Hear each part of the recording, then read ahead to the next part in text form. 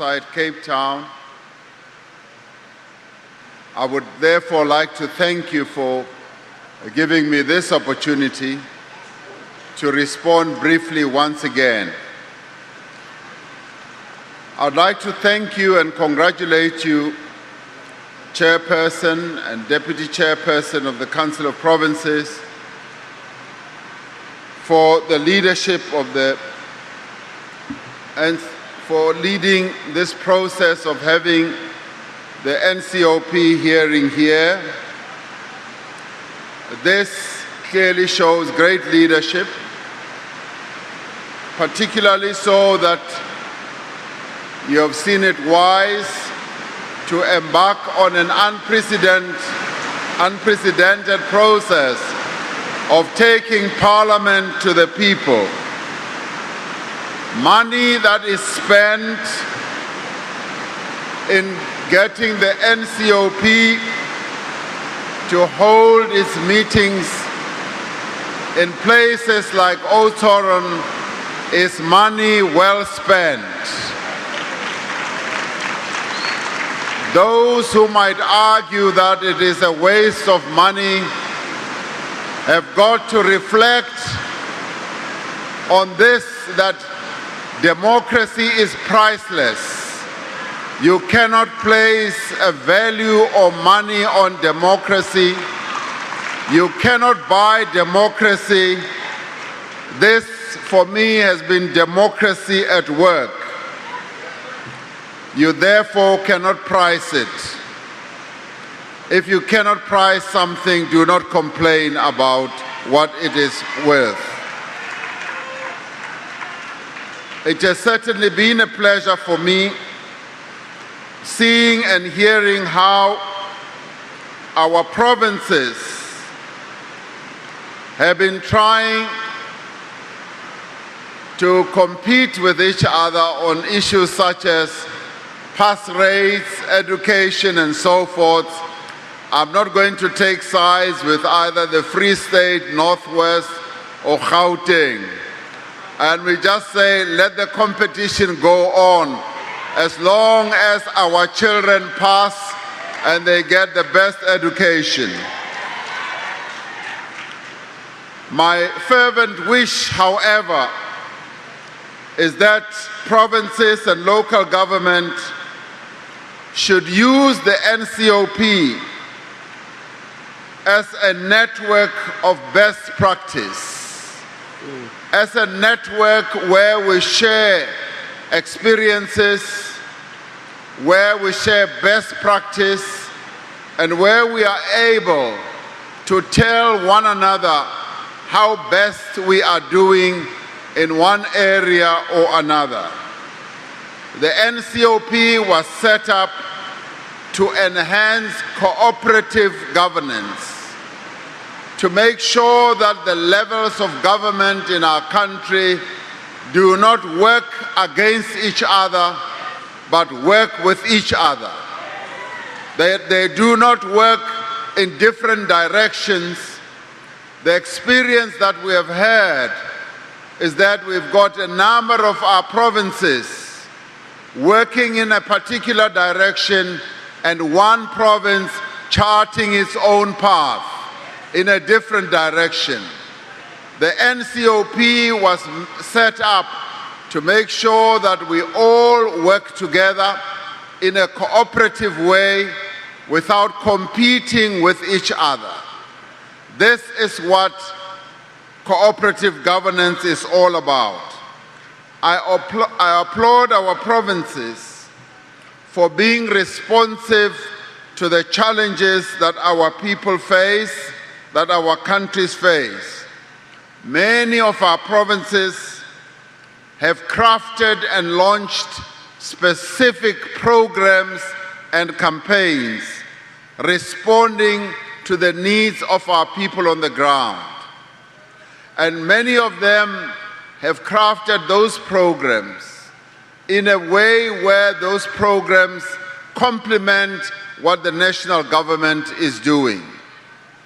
In implementing the National Development Plan, in some of the provinces, for instance in KZN, they've crafted a campaign, a program, which is called Sukuma Sake.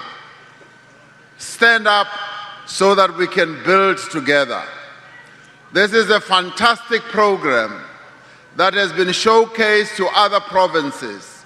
And if other provinces have the opportunity to look introspectively of what KZN is doing through this program, in terms of service delivery, in terms of dealing with HIV and AIDS, in terms of dealing with teenage pregnancies, in terms of dealing with alcoholism, even in terms of dealing with gangsterism, dealing with crime, KZN has really beaten a path which I would like to invite other provinces to look at, because through Sukuma Sake, they have shown that you can build communities, you can deal with the challenges that our communities are facing by getting people to work together.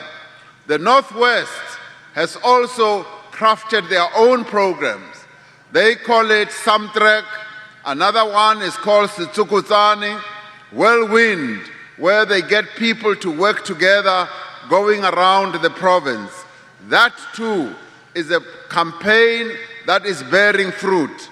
Gauteng has also come up with a program called Ntirisano, Let Us Work Together. Mpumalanga similarly also has a program, and Northern Cape as well.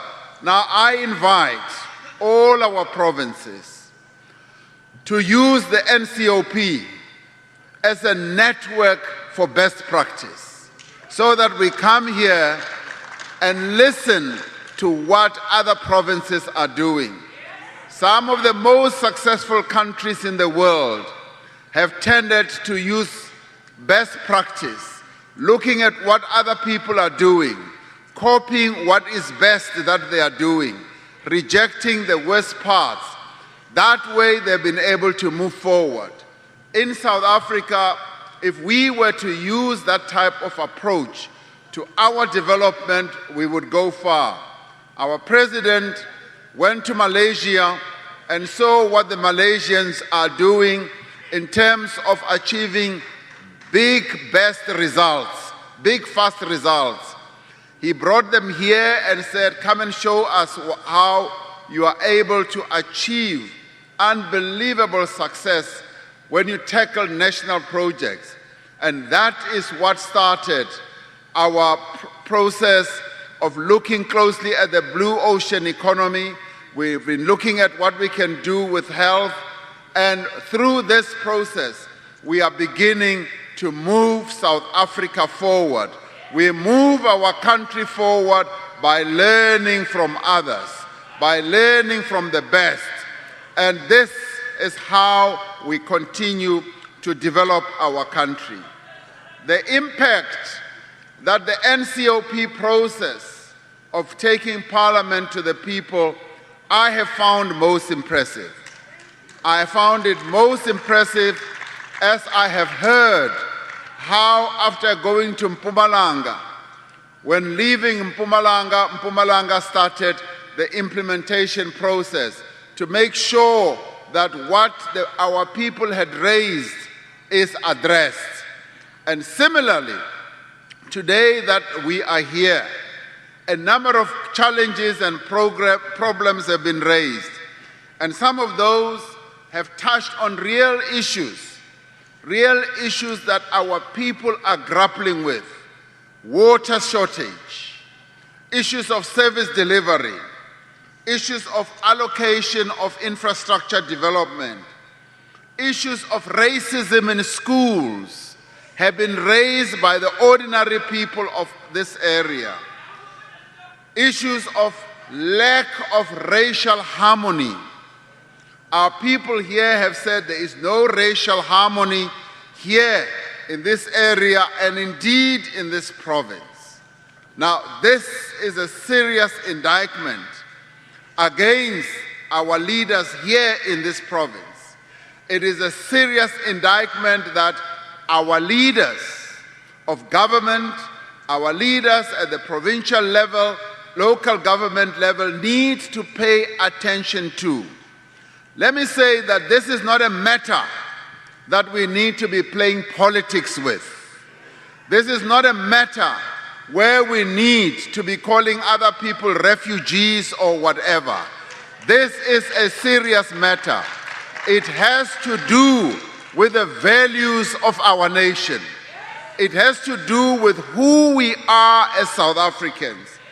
Our people here have raised concerns such as areas where white people stay seem to be better resourced than areas where black people stay, including the mishandling of resources and facilities.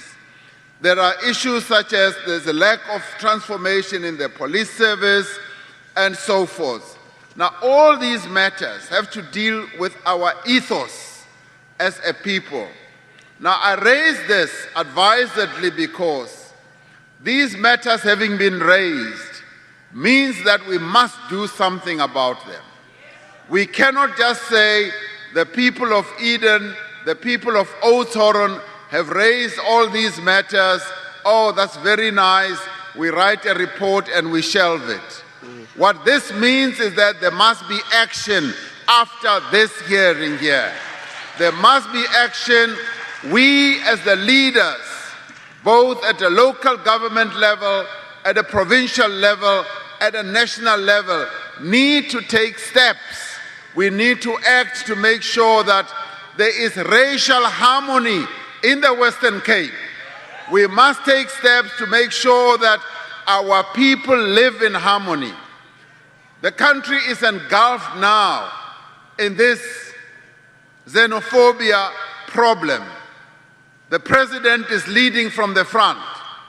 The premier of KZN is leading from the front.